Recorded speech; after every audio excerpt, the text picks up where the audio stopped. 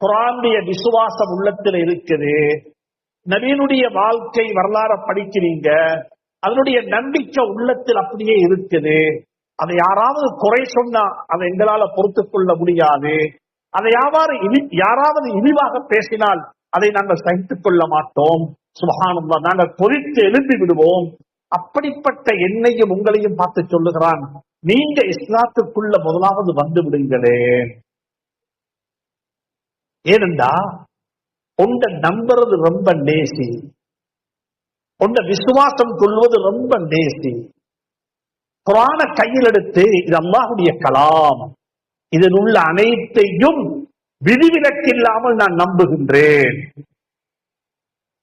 இதில் எல்லாம் சொல்லப்பட்டதெல்லாம் உண்மை, லா யக்ஃபீஹில் பாத்தில், இதுல எந்த ஒரு பொய்யான தகவலும் கிடையாது, இதுல சொல்லப்பட்டது அனைத்தும் என்னுடைய ஈருலக வாழ்க்கையினுடைய வெற்றிக்காக என்று சொல்லப்பட்டவைகள், இதுல இருக்கிற அனைத்தும் உண்மையானது, இதுல பொய்க்கு எந்த பொய்யான ஒன்று சேர்க்கப்படுவதற்கு இதுல உத்தரவாதம் இல்லை. ஏனென்றால் அல்லாஹ்வே சொல்லிவிட்டான், நாங்க இதை பாதுகாப்போம் என்று சொல்லி.